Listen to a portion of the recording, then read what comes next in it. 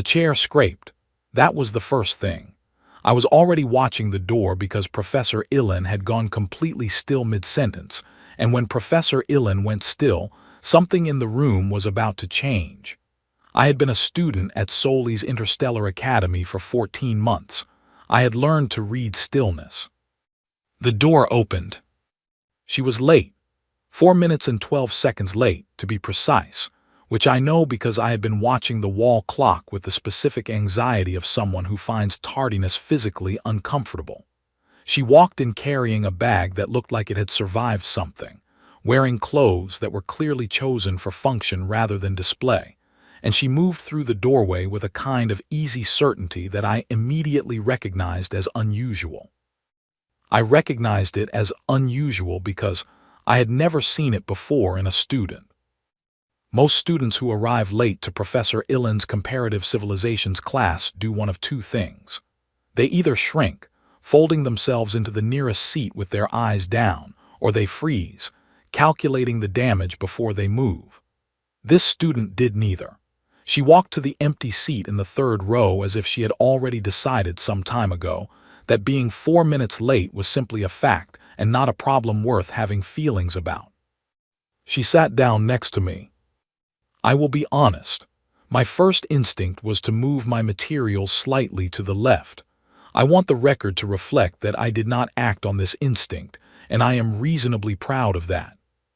Her name, I would learn in the next 40 seconds, was Mara Osai. She was human.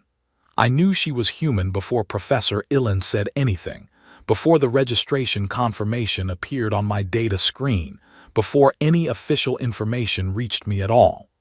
I knew because of several things that no intake form had prepared me for. Her gravity was wrong. I do not mean this in a poetic sense.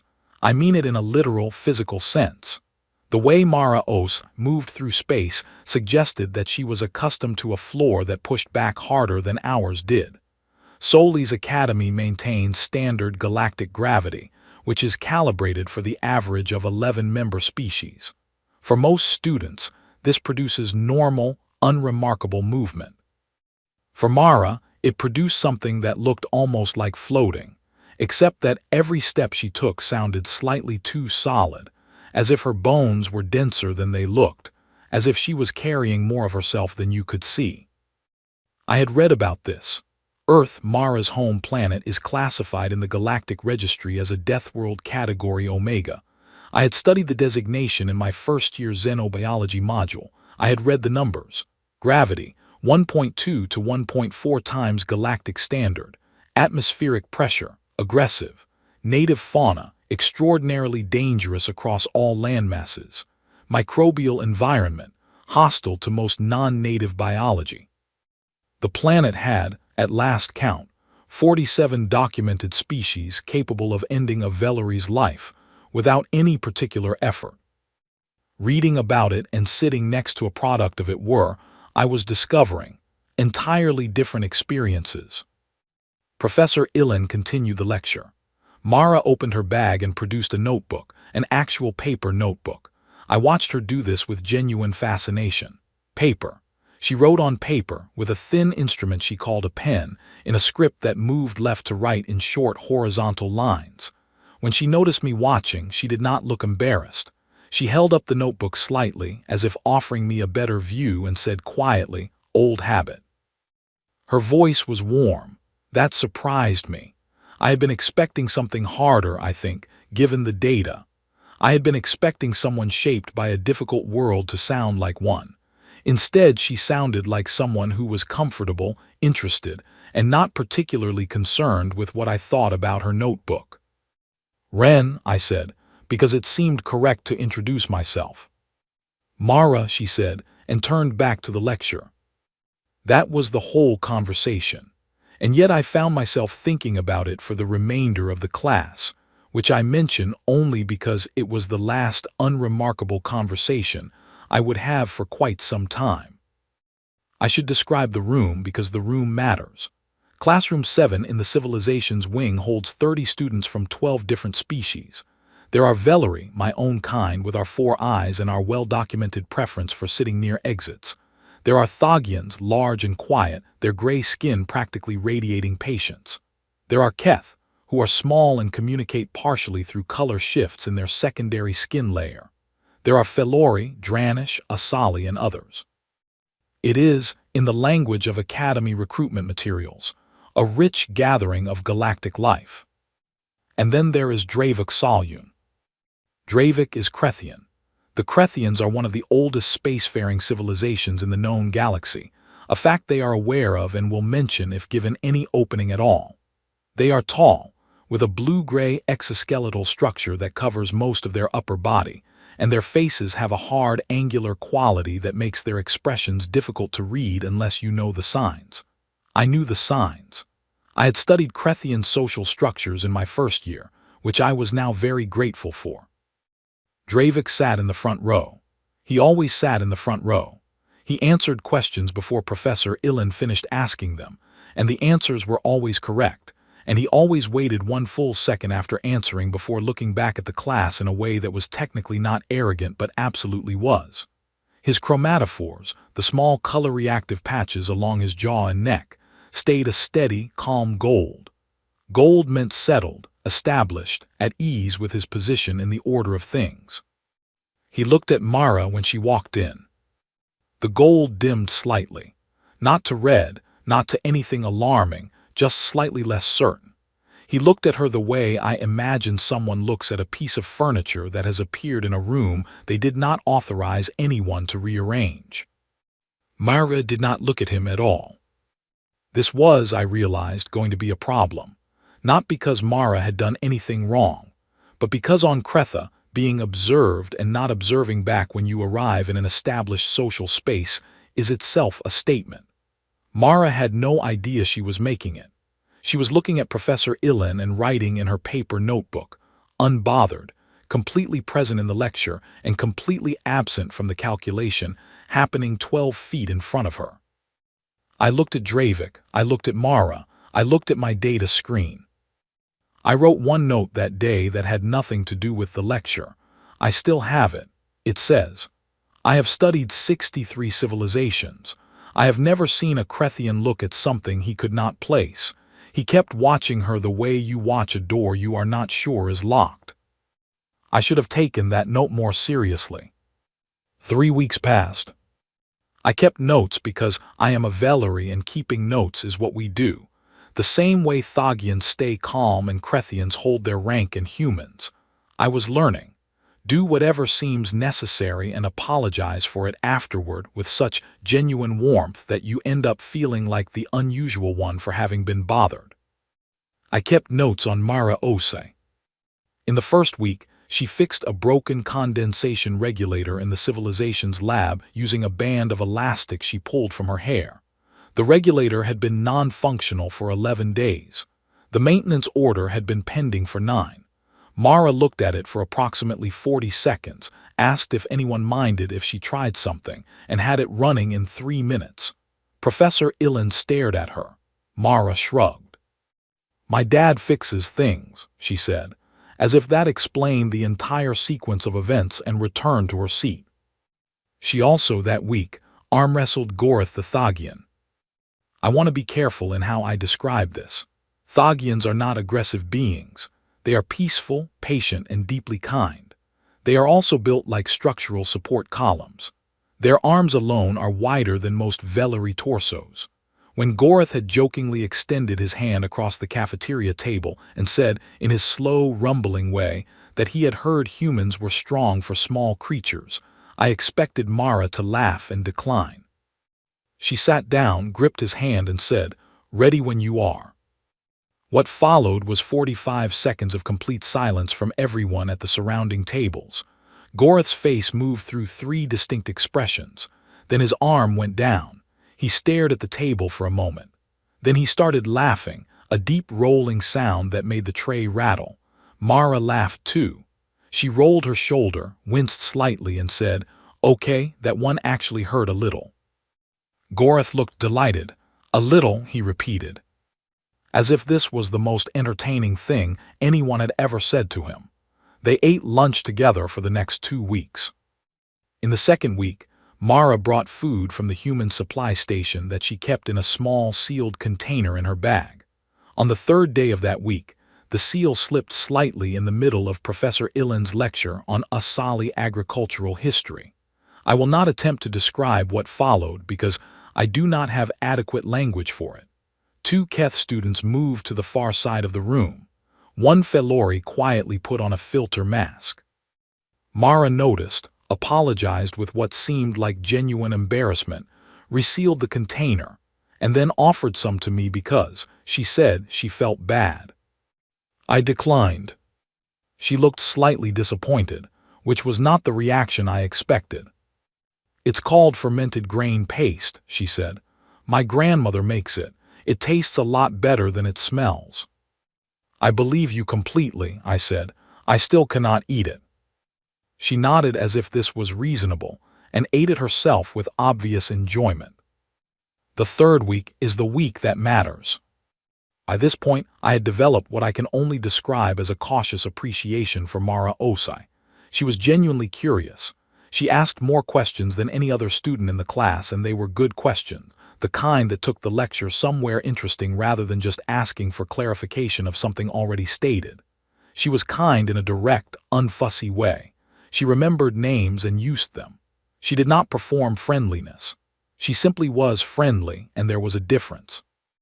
I had also, by this point, become aware that Dravik Salyun's chromatophores had not returned to their full settled gold since the first day. They flickered. Low-level amber, which in Krethian emotional display means low-level irritation, the kind that builds quietly and patiently until something gives it a reason to become something else. I knew what was causing it. Mara did not defer. She did not arrange herself in the social geometry that Dravik's position expected. She did not avoid his eye line or wait for him to finish speaking before she spoke. She did not do these things not out of deliberate rudeness, but out of simple, complete unawareness. To Mara, Classroom 7 was a place where people sat and learned. To Dravik, it was a structure with a clear architecture of status, and Mara was walking through it without reading any of the markers. I had considered saying something to her. I had considered it seriously, twice, and both times I had not acted because I am Valerie and we are, as a species, very good at identifying problems and very reluctant to place ourselves in the middle of them. This is a flaw I am still working on. The day it happened, Professor Illen was teaching a module on Krethian social structures. Whether this was coincidence or whether the universe has a specific kind of irony, I cannot say. The lecture was detailed and thorough, covering the development of Krethian hierarchy systems over their recorded history, the role of physical presence and social confirmation in their cultural architecture, and the way these systems had evolved, adapted, and occasionally created friction with other galactic cultures. Dravik was visibly engaged. He answered two of Professor Illen's questions before she could finish asking them, and both answers were correct, and both times he sat back with that 1-second pause that was not a performance of superiority but absolutely was. Mara was also engaged. She was writing in her notebook, which meant she was paying close attention because she only wrote things down when they interested her. Professor Illen made a point about traditional Krethian knowledge transfer, specifically that for most of their early history, information flowed strictly downward through social rank. Senior to junior, established to new. There was no acknowledged mechanism for a newer member of a group to offer correction to an established member, because that would imply the established member was incomplete, and the social structure could not accommodate this. Dravik added to this point without being asked. He said the system had served Krethian civilization well for 800 years of spaceflight, which was, he noted with that pause, somewhat longer than certain other species had been paying attention to the stars. No one needed to look at Mara for this to be directed at her. I watched Mara's pen slow. I watched her look up at Professor Illen. I watched her think for a moment, the way she did when she was deciding something, and I wanted very much to put my hand on her arm and suggest quietly that perhaps this was not the moment. I did not do this. She said, speaking to Professor Ilin and not to Dravik. I actually read that the knowledge downward structure contributed to a technical delay in their early expansion period, because field corrections could not move back up the line fast enough. It is in the Asali comparative study assigned last week. The room went quiet. It was not a wrong thing to say. It was in the assigned reading. It was accurate. It was the kind of contribution that, in any other context, Professor Ilin would have welcomed with the small nod she gave when a student had done the work well. Dravik's chromatophores went the color of a warning. He stood up. He crossed the distance between his front row seat and Mara's third row seat in 4 steps. He stopped in front of her. His voice was level and not loud, and said that in certain long-standing traditions, a student who has not yet demonstrated standing does not redirect a discussion that has already been settled by someone with established rank. Mara looked up at him. Her expression was patient. The reading is right there in the syllabus, she said. I am just citing the assigned material. The ventilation system hummed in the silence that followed. And then Dravik raised his hand and struck her, an open hand against the left side of her face. In Krethian social practice, it was a correction, a boundary marker, the physical punctuation of a social sentence. His chromatophores said clearly that he believed the matter settled. The room froze. 6 species looked at their desks. Professor Ilin's hands found the edge of her podium. I could not move. I could not even fully process what I had just witnessed. For 1 second, Mara's face was turned from the impact. For 1 second, nothing happened. And then the second ended. She turned back, slowly, all the way back. Her eyes found his, and I watched something happen in her face that I will try carefully to describe. It was not anger in any shape I recognized. It was not shock. It was something I had no existing category for, something that sat between recognition and decision, as if her body had asked a question and the answer had come back clearly and immediately, and now the only remaining item was the response. She said one word, one short, quiet English word that I will not write here. What I will say is that it seemed to be doing 2 jobs at once in the way English words frequently do, and the second job was a declaration. I want to be precise about what happened in the following second. I cannot be, not yet. My memory has the shapes of it, the sounds, the specific instant when the geometry of the room changed. But the full picture took me 11 hours to assemble, and I only assembled it properly when I sat down the following morning and worked through it piece by piece, the way you reconstruct something fragile after it has fallen. What I can tell you now, in plain terms, is this. Dravik Salyun needed to see the medical team. He needed to see them urgently. And Mara Osai sat back down, picked up her pen and looked at me. "You okay?" she said. I spent the following morning writing the most important document of my academic career so far, which was my formal statement to the Academy Medical Review Board. I was the closest witness. I had the best view. It was my responsibility to be accurate, and accuracy required me to stop and reconstruct what had happened not in the compressed, disbelieving rush of the moment, but in the ordered, careful way that my Vellery training had taught me to approach things I needed to understand. I am going to share what I wrote, and why I wrote it the way I did. Not to be dramatic about it, but because the act of writing it was also the act of understanding it, and I need you to understand it too if the rest of this account is going to mean what it should. The first second. Her head moved with the contact. This is physics. What I needed to explain was what happened in her eyes. I have 4 eyes and all 4 of them were watching her face, and the contact did not produce what I had expected, which was confusion. Or the particular blankness that appears in a being who has been caught completely off guard by something they had no framework for. Her eyes went focused.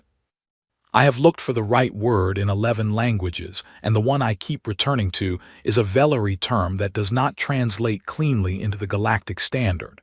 The closest equivalent is something like, The moment a creature that was moving through the world suddenly begins moving toward something in it, a gathering of intention, the self, collected toward a single point.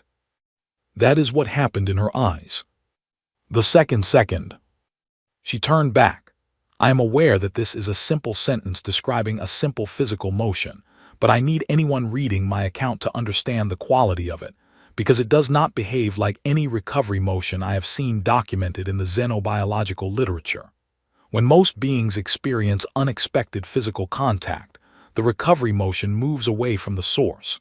It creates distance, or at minimum seeks to do so. Her turn back had no interest in distance. It moved toward the situation the way you move toward something that requires your full attention, because the question had been asked, and the answer was ready. She said one word. I chose not to include it in the formal record. What I noted instead was that, after consulting a Galactic Standard English Translation Index, I came to believe the word was functioning simultaneously as a statement of strong displeasure and as a declaration of intent. Human language is remarkably efficient in this respect. The second. I want to be accurate here and not dramatic, and the honest difficulty is that, when describing what I observed, accuracy and drama cannot be separated. Mara Ose returned the contact.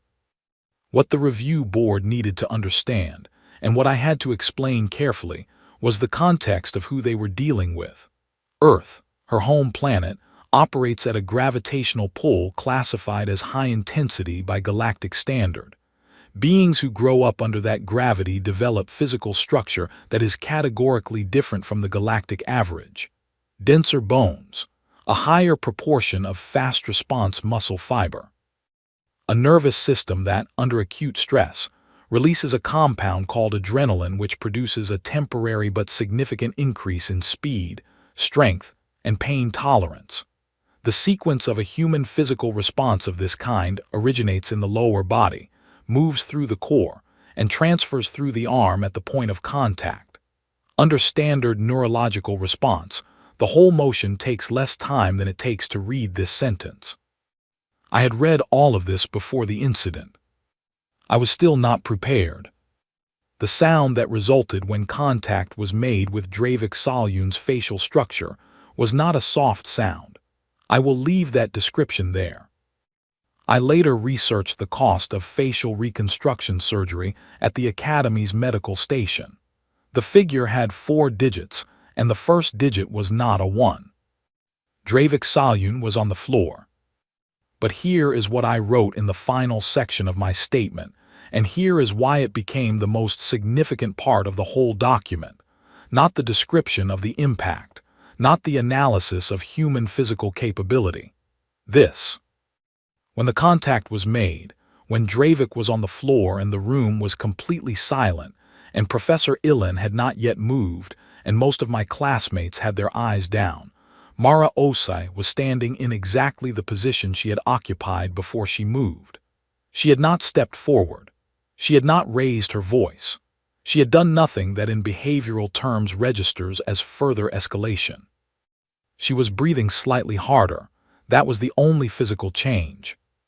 She looked at Dravik on the floor. Her expression was not triumphant. It was not angry.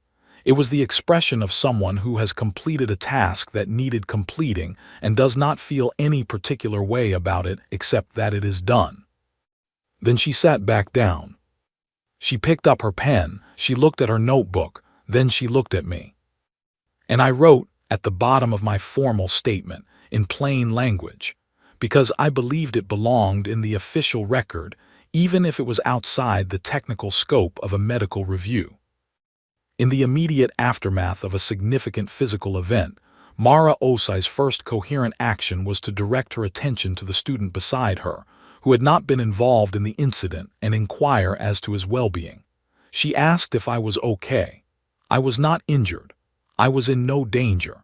She had just been through the most intense moment that classroom had ever seen, and she looked at me and asked if I was okay. I have been a student of civilizations for 2 years.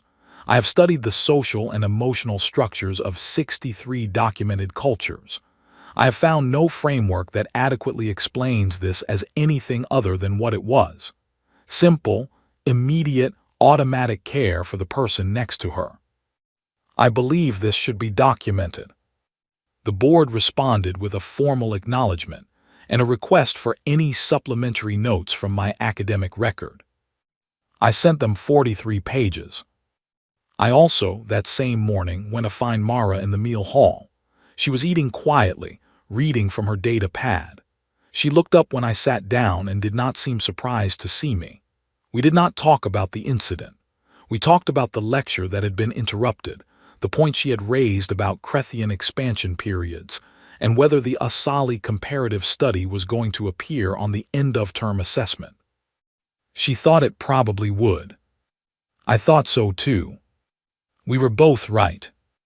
By the following morning, everyone at Soli's Interstellar Academy knew what had happened in Classroom 7. I know this because by the time I reached the morning meal hall at my usual hour, 3 separate students from 3 separate species had already stopped me in the corridor to ask what I had seen. The Asali pair from my linguistics module wanted the story. A second-year Felori student I had never spoken to in my life asked me to confirm whether Dravik had actually been on the floor. One of the kitchen staff, a quiet Dranish female who had never acknowledged my existence in 14 months of meals, looked at me when I sat down and said, simply, "You were there." I was there. There is a particular experience that comes with being a quiet person who was present at a loud event.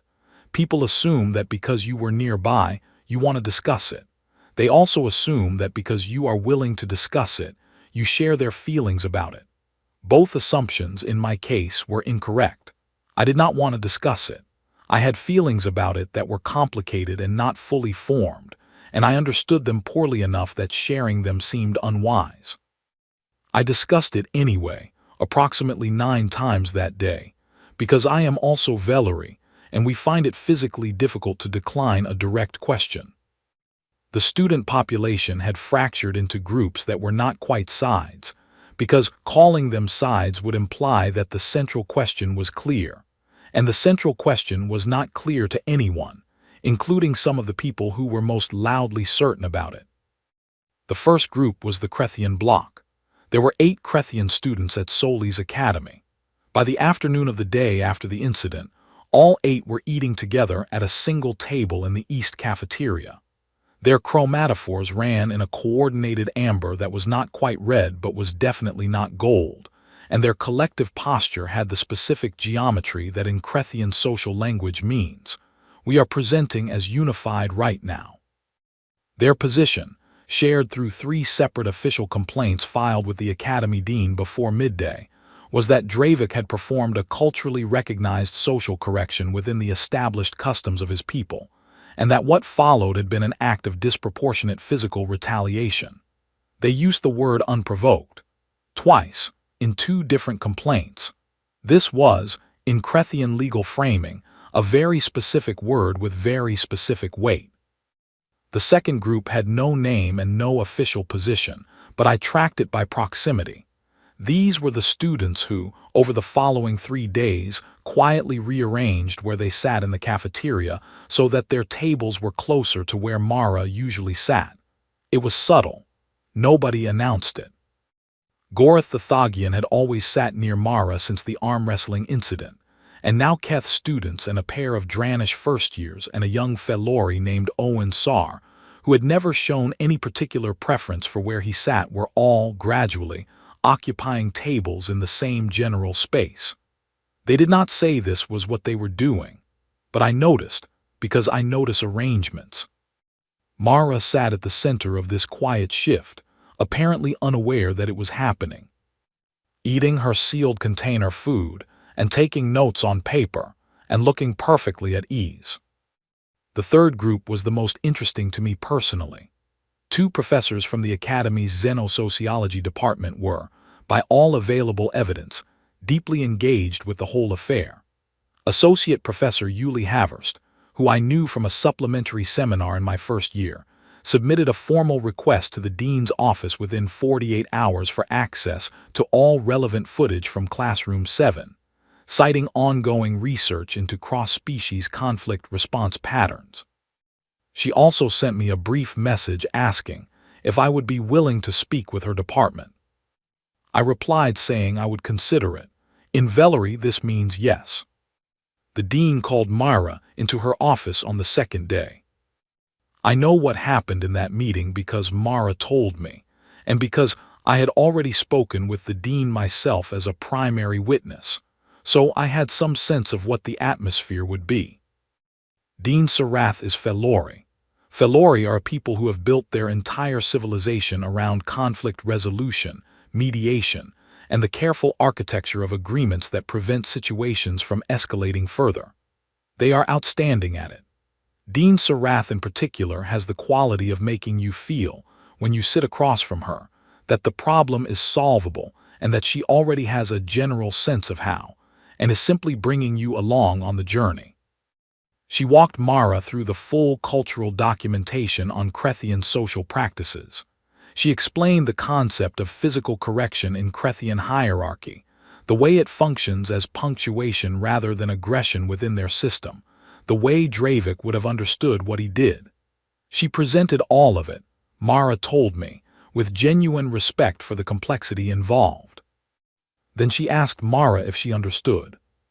Yes, Mara said, I understand what he thought he was doing. And the response, the dean asked. Mara was quiet for a moment. Then she said, where I grew up, someone puts their hand on you without permission, the conversation is already over. I did not make that rule. It is just the one I know. Dean Sarath held this for a moment before responding. There may be a cultural reflection exercise that could serve both parties here, she said.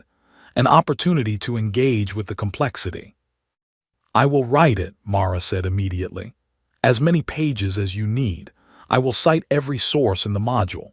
I genuinely find Krethian social structure fascinating. I will say so in the essay. The dean looked at her for a moment in the particular way Felori look at things they are still calculating. Then she nodded.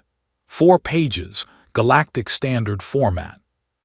Mara wrote 5. I read all 5 pages. It was the best piece of academic writing I had seen produced by any second-year student in any discipline since I arrived at the academy. She covered Krethian social hierarchy development across 6 centuries. She wrote about the internal logic of it, the way the structure had served the civilization well in environments where clear chains of decision kept expeditions and colonies alive. She was thorough, careful, and genuinely engaged with the material in a way that was obvious on every page. The last paragraph was the best in the document. She wrote that the existence of a deeply held cultural practice does not by itself determine whether that practice is correct in every context, but that understanding why a practice developed is the only honest starting point for any disagreement. She wrote that she disagreed with the Krethian application of physical contact as social correction, but that she disagreed as someone who had done the reading, not someone who was reacting in ignorance. She wrote that she hoped the distinction mattered. The dean gave her full marks. On the 3rd day after the incident, Dravik Salyun's family sent a formal legal inquiry to the Academy's administrative office. This was expected. Krethian families of standing respond to challenges to their members through formal channels, and the Salyun family had standing. What happened next, I did not expect. The Academy's response to the legal inquiry included, as per standard protocol under Galactic Education Charter Provision 11, Mara's complete Deathworlder disclosure document. This is a standard form that all students from Category 3 or higher Deathworld classifications are required to file, and it is available to any party who initiates formal proceedings involving them. It includes gravity classification, skeletal density rating, neurological response indices, adrenal chemistry profile, pain tolerance benchmarks, and a list of the native fauna on the student's home planet. The Earth entry for native fauna is very long. I heard, through a chain of sources I will not detail here, that Dravik's father read the disclosure document completely, beginning to end, including the fauna list. Then he set it down. Then, after a pause that was described to me as significant, he withdrew the legal inquiry. The formal complaint from the Crethian student group remained, but without the family's involvement, its weight shifted considerably. On the fourth day, I found Mara eating lunch at the edge of the quiet cluster that had formed around her table, not because she had arranged it that way, but simply because that was where she sat and others had, over days, arranged themselves nearby. She was reading from her data pad and eating something from her container that today smelled sharp and layered in a way I could not identify. I stood at the edge of the table for a moment. She looked up. "Sit down, Ren." I sat down. She pushed half of her food in my direction. I had declined once before when she offered. This time I did not. It tasted nothing like it smelled. It was actually good. "You have been the one talking to people," she said. It was not a question. "I have been answering questions," I said carefully. "People keep asking them." "I know." She looked at her data pad. "I am not bothered by it. I just want you to know that you do not have to defend me if it is making things complicated for you." "I have not been defending you," I said. "I have been describing what I saw." She looked at me then, with the particular directness she brought to everything. "Those are not always different things," she said. I did not have an answer for that. "You did not run," she said after a moment. "When it happened, in the room, you were the only one who did not." "I was too scared to move," I said. This was true, and I saw no reason to present it otherwise. She smiled. "On Earth, that is basically the same thing as being brave." I looked at the food she had given me. I looked at the table around us, the quiet arrangement of beings who had gradually chosen to be nearby without saying so.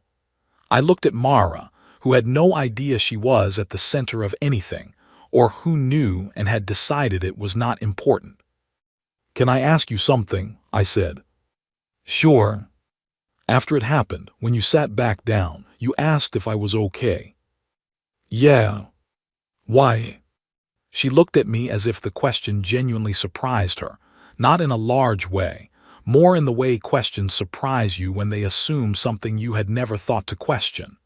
"Because you were right there," she said, "and it was a difficult thing to be near, so I wanted to know if you were all right. You had just been through something significant yourself." "I know." She picked up her pen. "That is kind of when it matters most to check." I thought about this for the rest of the day. I thought about it at dinner. I thought about it that evening when I opened my academic journal and started, without quite planning to, writing something that was not notes on a lecture but the beginning of something much longer. I thought about it for the next 6 months, until the day I stood at a symposium podium and read from it aloud. The thesis was supposed to be about Asali trade language evolution. I had the outline, the sources, the annotated bibliography, and a draft first chapter that my advisor had described as technically competent, which in academic language means this is fine but you are clearly not interested. She was right. I had chosen the topic because it was safe, and because I am, at my core, a student who is very good at producing technically competent work in areas that do not keep me awake at night. Classroom 7 kept me awake at night. I changed the topic 6 weeks after the incident, on a Tuesday morning, sitting in the library with my Asali notes open in front of me and my personal journal, which had somehow grown to 43 pages in 40 days, sitting beside them. I looked at both documents for a long time. Then I closed the Asali notes and opened a new file. The title I wrote at the top was Biological Instinct and Behavioral Architecture. What standard Deathworld classification fails to measure in human social response? My advisor called me the following morning after reading the proposal. "This is a significant change," she said. "Yes," I said. "You understand this puts you in the middle of an active disciplinary situation." I am already in the middle of it, I said. I was there. This is just me trying to understand what I saw. There was a pause. It is more interesting than the Asali work, she said finally. That was as close to enthusiasm as my advisor ever reached. I took it as approval and began. The research took 4 months. I will describe what I found not in the formal structure of the thesis, but in the order the realizations arrived, because the order matters. The first realization came early. I was reading through the standard galactic literature on human beings, all the papers and xenobiological assessments and cultural briefings that had existed before I ever sat next to Mara in classroom 7, and I noticed something I had read before without registering its full significance. Every single document was organized around what humans could do to other beings. Bone density, healing rate, adrenal chemistry, pain threshold, infectious resistance. The documents were thorough and detailed, and they were, every one of them, fundamentally a risk assessment. Humans as danger, humans as variable, humans as the thing you needed to understand so that you could calibrate your distance from them correctly. Not one document I found in the first month of research was organized around what humans did for other beings. I added this as a note in my journal. I returned to it many times.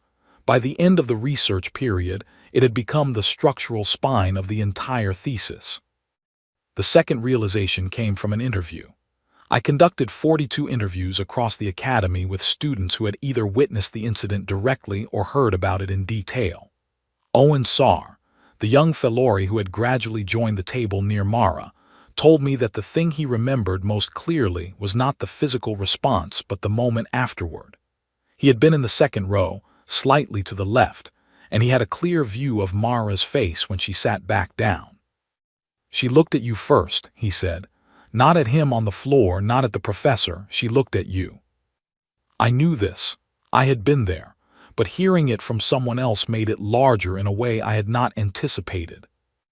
I asked every one of the 42 interviewees the same question. What do you remember most about what happened after? 31 of them remembered the physical response. 7 remembered Dravik going down. Only 4, including Owen Sarr, mentioned anything that happened after Mara sat back in her seat. Of those 4, 2 specifically mentioned that she had asked if I was okay. Both of them said it the way you say something that surprised you once you have had time to sit with it. The third realization came from Mara herself. I had asked her, in our 4th week of regular lunches, if I could include her in my research. She had agreed immediately, which was very Mara. I had a prepared list of questions. She answered them all directly and without hesitation, also very Mara. But the answer that reshaped the entire thesis was not the answer to any of my prepared questions. I had finished my list and was thanking her for her time in the formal Valerie way, with a small acknowledgement of the gift of someone's attention.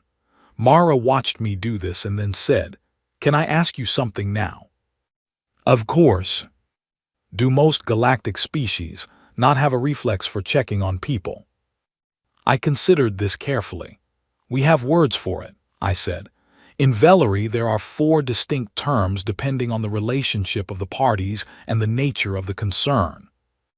"But is it automatic?" she said. "After something happens, is it the first thing?" I thought about the room, the 30 students, the 12 species, the eyes that went down and the careful stillness and the absence of anyone reaching toward anyone else in the first moments after everything changed. "No," I said, "I do not think it is." Mara nodded slowly. "On Earth it is, or it is supposed to be. It does not always happen the way it should, but it is the thing you are taught to reach for first before you figure out what comes next. You look around and you ask if everyone is all right." She looked at her notebook. "I do not know why you would do it any other way." I wrote that down almost word for word. I still have the note. The thesis came together in the way good work comes together when you are finally writing about something you genuinely need to understand. Not fast, not easily, but with a quality of direction that technically competent work on trade language had never given me. In the central section, I argued that the galactic community's entire architecture of knowledge about humans was built on a single axis. The danger axis. Gravity, bone density, healing rate, the catalog of environmental pressures they had survived and adapted to. And I argued that this axis, while not inaccurate, was profoundly incomplete, in the same way that a map showing all the mountains but none of the roads is technically not wrong but will absolutely get you lost. The road, the thing that the danger axis could not measure, was this. Humans had built social structures in which looking after each other was the automatic first response to intensity, not self-protection first, not threat assessment first, not calculation of gain or loss, other people first. How are you? Are you hurt? Are you all right? What do you need? I wrote that this was not sentimentality. I wrote that it was, in every measurable sense, a survival technology. A species that pauses in the aftermath of intensity to check the condition of those around it knows more about its actual situation, faster than a species that turns inward first. It knows who is hurt, who is functional, who needs help, what resources are available. It has, in other words, a data collection reflex disguised as a kindness reflex. And because it looks like warmth and simple human decency, every xenobiological risk assessment in the galactic literature had looked directly at it, classified it as emotional behavior rather than a functional one, and moved on. I wrote that this was possibly the most significant categorization error in modern xenobiology. My advisor read the completed draft. She was quiet for a long time after putting it down. Then she said, "You will need to defend this very carefully." "I know," I said. "I have 42 interviews, 6 weeks of literature review, and I was in the room." She approved the thesis for the year-end academic symposium. The symposium is the largest academic event of the Solis Academy year. Faculty, students, and invited scholars from the wider galactic community attend. Papers are presented, discussed, challenged, and occasionally argued over at a volume that the ventilation system was not designed for. It is, as my mother would say, the kind of event that either establishes you or teaches you something important about endurance. I stood at the podium and looked at the room. Mara was in the 4th row on the left side, sitting next to Owen, Sar, and Gorath, who was taking up 2 seats because Thagians always take up 2 seats. She had her notebook open. Of course she did. I began reading. I had written the opening to be immediate, because I had learned through 3 months of revisions that you earn a room's attention in the first 30 seconds or you spend the rest of the time trying to win it back. I opened with a question. "What do you actually know about a being?" I said, in the 3 seconds after the most intense moment you will share with them. And I told them what I knew in those 3 seconds about Mara Osai. Not only the physical response, though I included that. The moment after it. The settling, the pen, the 4 words. The room was very quiet. I moved through the argument in sections, from the gap in the literature to the interview data to the structural analysis to the central claim. I knew there were Krethian scholars in the audience. I had prepared for this. I framed the incident not as an indictment of Krethian culture, but as an illustration of 2 different operating systems encountering each other without adequate translation. Neither system was simply wrong. But only one of them had been studied carefully enough that we actually understood what it was. I arrived at the final section. "I want to read you," I said, "the thing I kept returning to across 6 months of research. The thing that started as a single note in my personal journal and became, in time, the reason this thesis exists. We cataloged humanity's danger axis and called it understanding. We measured what they could withstand and what they could produce under pressure, and we documented it with great thoroughness and filed it under Deathworld classification, and believed that we knew something important. And we did. That information is real and it matters. But here is what we did not file. Here is the data point that no intake form captures, that no xenobiological profile measures, that no Deathworld classification document I have read includes, even though it was plainly visible, even though anyone who has spent time near a human being has seen it happen. In the moments after intensity, when the body is running on heightened chemistry, and the situation is charged, and most beings turn toward themselves to calculate what comes next, they turn toward others. They ask if you are all right. Not as a script, not as social performance, as the actual first thing, as the reflex that precedes calculation, that runs before the analysis starts, that operates because somewhere in the deep architecture of who they are, the answer to the question of what to do first is always the same. Find the people around you and make sure they are okay. I stood at the podium and let the silence hold for a moment. We called them Deathworlders, I said, and we meant it as a warning. They call themselves human and mean it as a fact. And the fact, the actual complete fact, the one the warning leaves out, is this. The most significant thing about a human being is not their bone density or their healing rate or their adrenal chemistry or the long list of things that tried to end their ancestors and failed. The most significant thing about a human being is that they will walk into a room where they know no one, bend a borrowed pen without noticing, fix a broken condenser with a hair tie, lose an arm wrestling match with a Thagian and apologize for making it competitive, bring food that reorganizes the seating arrangement of an entire classroom and feel genuinely bad about it. And then, in the single moment when everything shifts, when the situation is at its most charged and the room is at its most still, they will turn and make sure the person next to them is all right. Not because they have calculated that it serves them, because it is simply what you do. I closed the document and stepped back from the podium. The applause was not immediate. It came after several seconds of the specific silence that means a room is adjusting to something it did not fully expect. Then it came fully, and it was loud enough that Gorath, in the fourth row, made his slow rolling sound that meant he was genuinely pleased. Mara did not applaud loudly. She was smiling at her notebook, pen in hand, as if considering whether to write something down. Then she looked up, found me at the podium, and gave me a single nod. Direct, clean, the way she did everything. I sent her the full thesis that evening. She replied at an hour that told me she had read it immediately. Her message said, "Ren, you absolute nerd. This is the nicest thing anyone has ever written about me. I am going to cry, which is just a human thing we do when something is good. Do not be alarmed. Mara." I was not alarmed.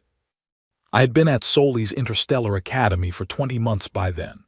I had studied civilizations, languages, social structures, and the long history of species meeting each other across the quiet distances of space and trying, with varying degrees of success, to understand what they were looking at. I had read thousands of pages and written hundreds more, and I had gathered knowledge the way my people gather it, carefully, one accurate detail at a time. I had studied the architecture of 63 civilizations, and I am telling you now, clearly and without reservation, that the most important thing I learned at Soli's Interstellar Academy was not in any of those 63. A human sat down next to me. She bent my stylus without noticing, and did not notice that she did not notice. She fixed a broken machine with a hair tie and arm-wrestled a Thagian and brought food that reorganized the entire social geography of a classroom, and took notes on paper in a room full of people who used data screens and looked entirely at ease with all of it.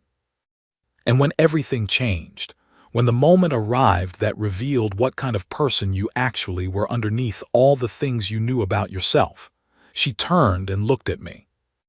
Not at the situation, not at the crowd, not at the calculation of what came next. At me. And she asked if I was okay. I have carried that question with me since.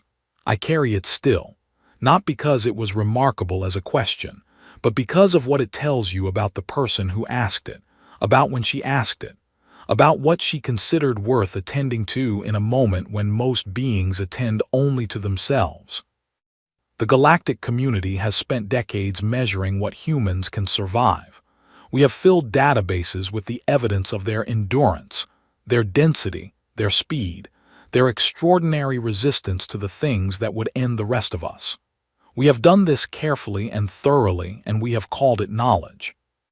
But the truest thing I know about Mara Osai, and through her about humans in general, is not in any of those databases.